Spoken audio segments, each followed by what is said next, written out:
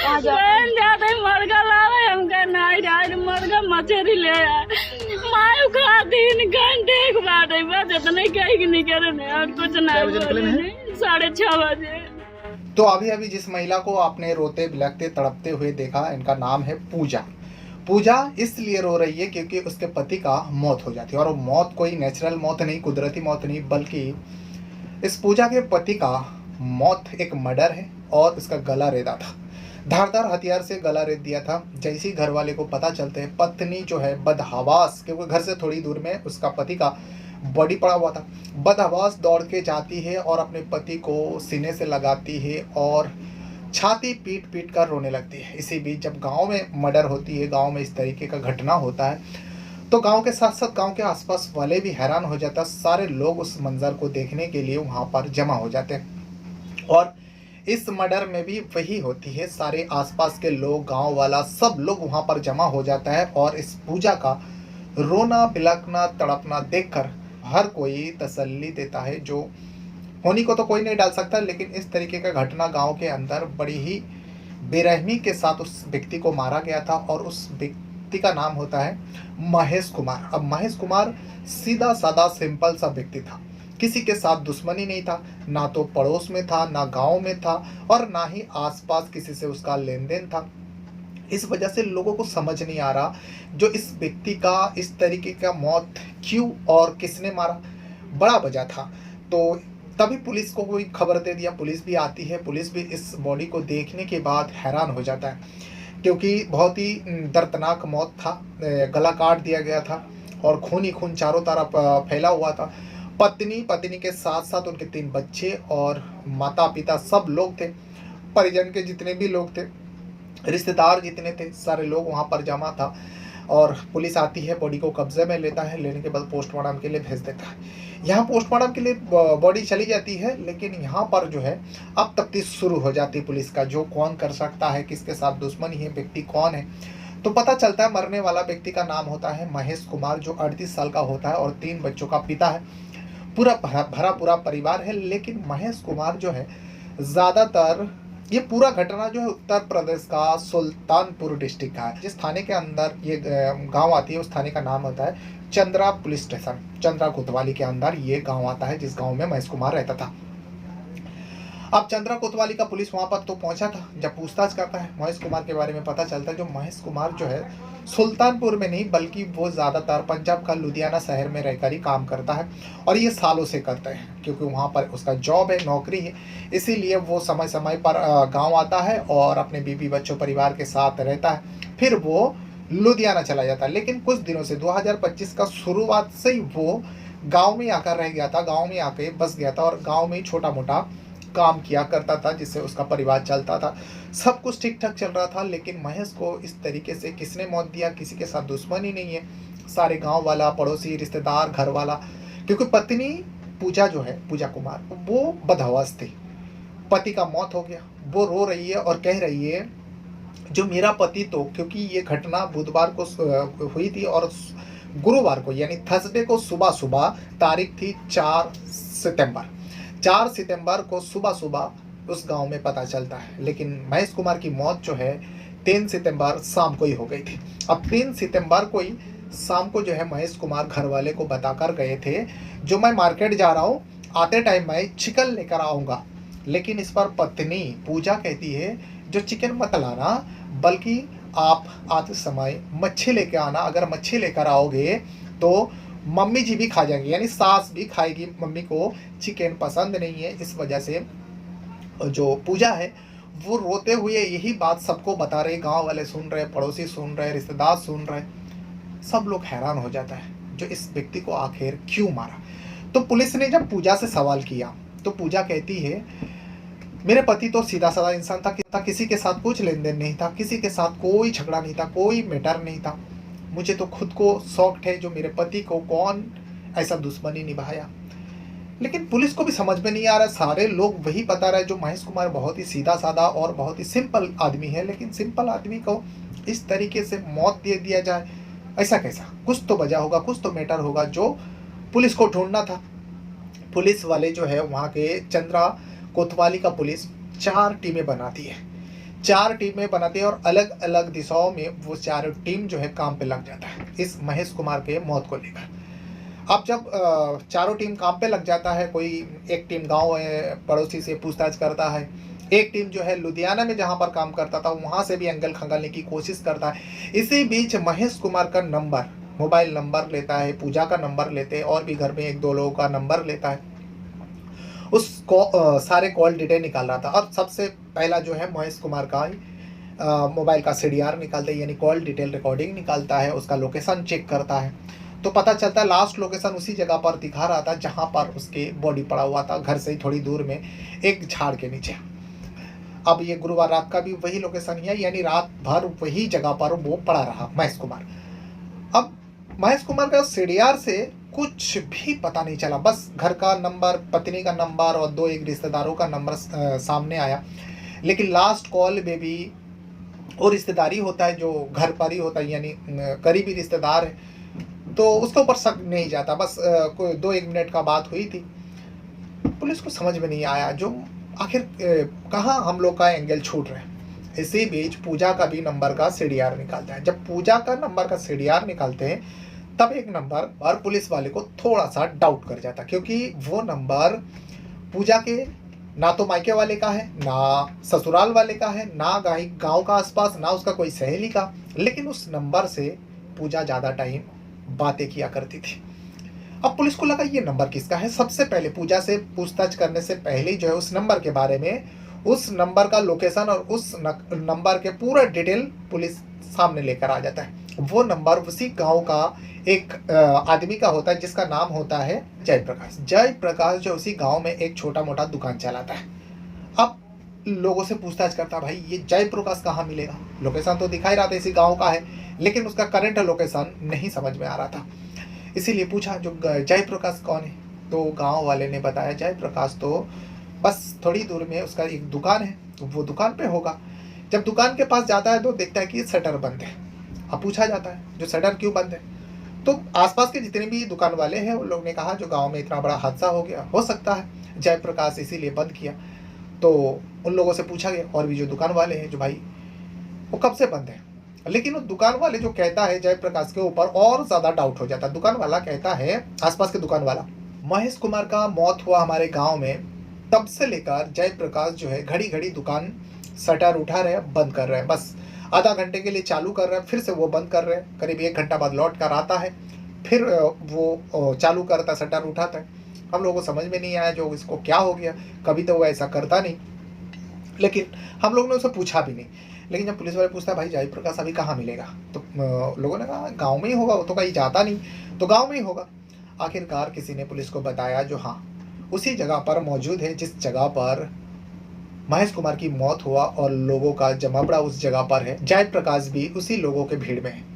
Police जाती है, police Jayaprakash को एकांत में बुलाता है और उसको सीधा हिरासत में लेकर पुलिस थाने पहुंच जाता है। यहाँ गांव वाले को भनक भी नहीं लगता जो यहाँ से जयप्रकाश को पुलिस उठा लिया। बस ऐसे जैसे पुलिस वाला एक दूसरे से पूछताछ कर रहा था वैसे ही जयप्रकाश से भी लोगों के सामने 1-2 सवाल करता है, जयप्रकाश को गाड़ी में बैठाता है और पुलिस थाने पहुंच जाता है चंद्रा कोतवाली में। जब वहाँ पर जाकर जयप्रकाश से पूछताछ करता है और CDR सामने रखता है, यानी कॉल डिटेल रिकॉर्डिंग सामने रखता है, जयप्रकाश घबरा जाता है। जयप्रकाश आखिरकार पुलिस को सच्चाई बता देते हैं। जयप्रकाश बताते हैं साहब इसमें मेरा कोई गलती नहीं, मुझे तो बताया गया था जो उसकी मौत के घाट उतारो। अब पुलिस पूछा भाई किसने बताया, किसके कहने पर तुमने उस महेश कुमार सीधा साधा भोला वाला इंसान का 3 बच्चों का पिता का मौत के घाट उतारा, तो उस पर जयप्रकाश जो नाम बताता है पुलिस को भी यकीन करना मुश्किल हो रहा था। पुलिस जैसे ही उस नाम को पुलिस के सामने बताया जाता है, पुलिस का एक टीम फौरन उस गांव में आता है जिस गांव में ये घटना हुई थी और लोगों के भीड़ के अंदर, क्योंकि उस टाइम जो है महेश कुमार का बॉडी को अंतिम संस्कार के लिए तैयारी करके बस शमशान घाट जा ही रहा था। इसी बीच पुलिस का टीम पहुंचते हैं। पत्नी बहुत ज़्यादा रो रही थी पूजा और तड़प रही थी, लोग उसे संभाल भी नहीं पा रहे थे, लेकिन पुलिस दबिश देता है और पुलिस जो है क्योंकि लेडीज़ पुलिस वाली भी थी तो पूजा को धरते हैं और पूजा को धरने गाँव वाला समझ नहीं पा रहा था, सीधा गाड़ी में बिठाने की कोशिश करता है। लेकिन यहाँ गांव वाला हंगामा कर देता है। गांव वाले को समझ में ही नहीं आया। गांव वाले पूछ रहे जो पूजा को आप लोग इस वक्त इस टाइम क्यों लेके जा रहे हो, जबकि उसका पति का अंतिम संस्कार के लिए शमशान घाट जा रहे हैं। तो पुलिस किसी का नहीं सुनता, पूजा को सीधा खींचते हुए गाड़ी में बिठाते हैं और पुलिस थाने पहुंच जाता है। और पुलिस वाले गाँव वाले को बताता है, आप लोगों को बस इतना ही जानकारी दे दूँ, ये जो महेश कुमार की मौत हुआ इसके पीछे पूजा का हाथ है। पूजा ने अपने पति को मरवाई है। ये बात कहता है तो अंतिम संस्कार तो अब शमशान घाट जा रहे थे, लेकिन लोगों के अंदर फुसफुसाहट शुरू हो गई, जो पूजा आखिर अपने पति को क्यों मरवाया।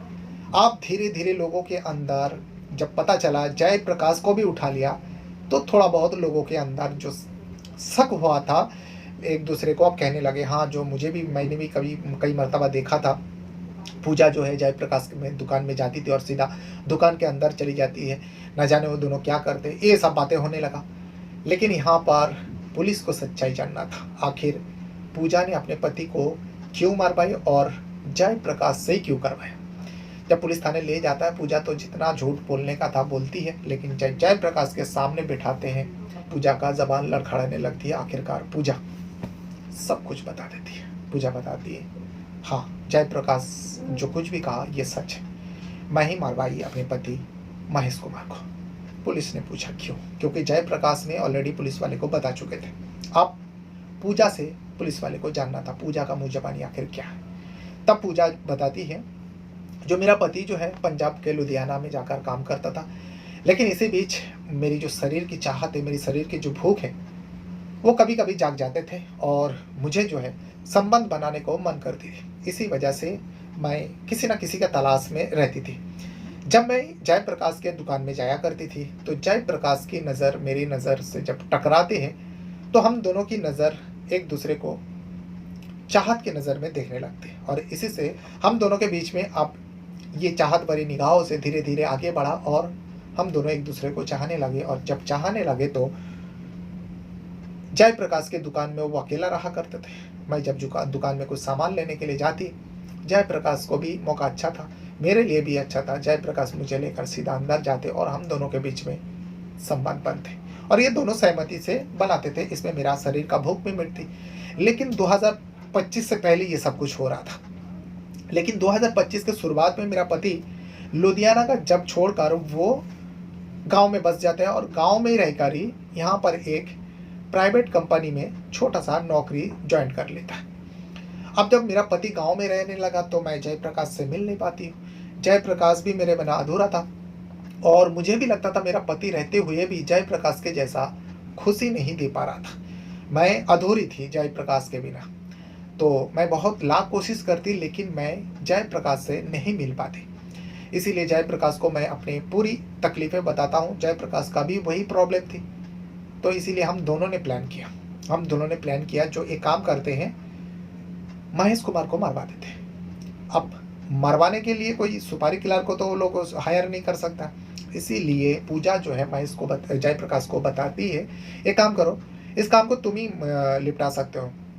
मेरा पति कभी कभार शराब पीता है, उसको शराब का लालच देना और वो जब तुम्हारे साथ शराब पीने जाएगा तब उसको शराब के नशे की हालत में उसका कत्ल कर देना। अब ऐसा ही होता है। 3 सितंबर को जयप्रकाश जो है महेश कुमार को बताते हैं, भाई आज मेरा मन कर रहा है शराब पीने का, कोई साथी नहीं मिल रहा है, चलो ना क्यों ना हम दोनों शराब पीते, खर्चा मेरा है। इस पर महेश कुमार भी राजी हो जाता है। बुधवार का दिन था, वेडनेसडे। अब बुधवार को शाम को ये प्लान था जो शराब पियेंगे, पहले से ही महेश कुमार को पता था। वो मार्केट जाने के बहाने वहाँ मार्केट में ही जाकर शराब की दुकान में शराब पीता, इसीलिए वो घर पर बता के जाते हैं जो मैं मार्केट जा रहा हूँ और आज समय मैं चिकन लेकर आऊँगा। लेकिन पत्नी पूजा कहती है नहीं, चिकन मत लाना, क्योंकि पूजा को सब कुछ पता थी और ये सारी बातें जयप्रकाश से भी हो रही थी, जो आज ही उसका काम तमाम करना है, वो मार्केट आएंगे। लेकिन महेश कुमार अपने पत्नी को बताते मैं चिकन लेकर आऊँगा, लेकिन यहाँ पर पूजा कहती चिकन नहीं, मच्छी लेकर आना, मच्छी लेकर आओगे तो मम्मी जी भी खाएंगे, सास के बारे में बताती है। तो महेश कुमार कहता ठीक है, तो चिकन कैंसिल करके मैं मछली लेके आ जाऊँगा। वो जाते हैं। उसके बाद जयप्रकाश को फ़ोन कर देती है, जो मुकेश घर से निकल गया महेश। जयप्रकाश कहते हैं ठीक है, दुकान के सामने आएगा, मैं दुकान बंद करके मार्केट जाऊँगा, उसको इतना जम के शराब पिलाऊंगा कि उसका आज ही काम तमाम कर दूँगा, होश भी नहीं रहेगा जो कौन मारा। चले जाते, दोनों मिलकर खूब शराब पीता है। शराब तो सबसे ज़्यादा महेश कुमार को पिलाता है। महेश इतना ज़्यादा शराब उसको पिला देता है कि उसको चल के घर आने का भी वो चल नहीं पा रहा था, जिसके चलते जयप्रकाश उसका सहारा देते हुए उसको मार्केट से लेकर आ रहा था घर की तरफ। इसी बीच एक झाड़ के नीचे वो महेश कुमार बैठ जाते हैं और कह रहा है जय मुझसे अब चला नहीं जा रहा है। इसी बीच जो है जयप्रकाश उसके पत्नी पूजा को यानी अपने प्रेमिका को फ़ोन करता है और कहते हैं तो तुम्हारे घर से थोड़ी दूर में जहाँ पर उसके बॉडी पड़ा होगा उस जगह का नाम बताते हैं जो यहाँ पर तुम्हारे पति बैठ गए, तुम आ जाओ। ये इसको अब होश ही नहीं है, इसके सामने ही मैं बात कर रहा हूँ, इसको ये भी नहीं पता मैं किसके साथ बात कर रहा हूँ, तुम आ जाओ, मुझसे अकेले में नहीं होगा ये काम। पूजा भी वहाँ पर चली जाती, घर से थोड़ी दूर था, बगैर किसी को बताए वहाँ जाती है और जाने के बाद दोनों मिलकर उस नशे की हालत में महेश कुमार को पहले तो जयप्रकाश धारदार हथियार उसके साथ ही था, उस हथियार से उसका गला काट देता है। जब वो तड़पने लगता है तब जो है पूजा पास में एक ईंट पड़ा हुआ था, उस ईंट को उठाते हैं और महेश कुमार यानी अपने पति के छाती पर कई मरतबा वार करता है ताकि इसकी मौत जल्द से जल्द हो जाए महेश कुमार का। अब थोड़ी देर में जब गला काट चुका था, सारे खून बह गया और ऊपर से छाती पर वार हो रहा था, मौत के घाट उतार देते हैं और उसके बाद दोनों अपने अपनी जगह में चले जाते हैं चुपचाप खामोशी से। लेकिन जैसे ही वेडनेसडे यानी गुरुवार की सुबह होती है, 4 सितंबर आते हैं, लोग बाहर निकालते हैं और झाड़ के पास इस महेश कुमार की बॉडी को इस हालत में देखता है, चीख पुकार मचते हैं। पूजा के घर में भी खबर दिया जाता है, पूजा एकदम बदहवास दौड़ती है, अपने पति को सीने में लगाती है और तड़प तड़प कर छाती पीट पीट कर रोने लगती है।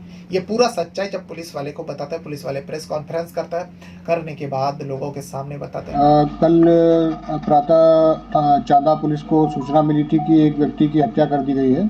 इस सूचना पर तत्काल पुलिस मौके पर पहुंची थी और शव को कब्जे में लेते हुए पंचायतनामा पोस्टमार्टम की कार्रवाई कराई गई। सुसंगत धाराओं में अभियोग पंजीकृत किया गया परिजनों की तहरीर पर और इसमें एक अज्ञात अभियुक्त को नामजद किया गया था। उसका पता नहीं चल पा रहा था। उसके अनावरण हेतु हमने 4 टीमों का गठन किया था, तो तत्काल ही इसमें हमको सफलता प्राप्त हुई। सीडीआर के अवलोकन से और एसओजी टीम और सर्विलांस टीम के सहयोग से थाना पुलिस ने इस घटना का खुलासा किया है। इस घटना में इनकी मृतक की पत्नी और उसका प्रेमी शामिल हैं। इन लोगों ने पहले से ही पूर्व में प्लानिंग कर रखी थी कि इनको रास्ते से हटाना है, तो इसी प्लानिंग के तहत परसों रात्रि में मृतक को ये जो अभियुक्त है जयप्रकाश, ये अपने साथ में लेकर के गए और इनको नशे में किया, शराब पिला करके। शराब अत्यधिक पीने की वजह से वो बहुत ज़्यादा नशे में हो गया था और घर पे वापस छोड़ने आया तो वो चल नहीं पा रहा था। उसको क्या नाम है, एक जगह वो उसको गिरा दिया वहाँ पेड़ के नीचे और उसके बाद में इसकी पत्नी को, मृतक की पत्नी को इसने फ़ोन किया, उसको बुलाया। फिर जयप्रकाश ने ही इसका चाकू से गला काटा और इसकी पत्नी ने जो है ईंट से सीने पर वार किया, जिसकी वजह से इसकी मृत्यु हो गई। दोनों अभियुक्तों की गिरफ्तारी हो गई है और इनको गिरफ्तार करके जेल भेजा जा रहा है। लोगों को यकीन ही करना मुश्किल हो रहा था, जो पूजा, जिस पूजा को देखकर सब लोग बस यही बता रहे थे अब इस पूजा का क्या होगा। अपने पति को खो चुकी है, देखो पति के गम में क्या कैसे तड़प रही, कैसे रो रही, कैसे बिलख रही है। लेकिन किसको पता था, जिस पति को अपनी ज़िंदगी से हटाने वाला कोई और नहीं, वही पूजा थी।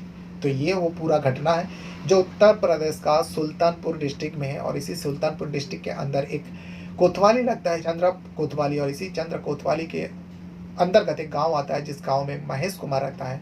उसी महेश को 3 सितंबर को मौत के घाट उतार दिया था।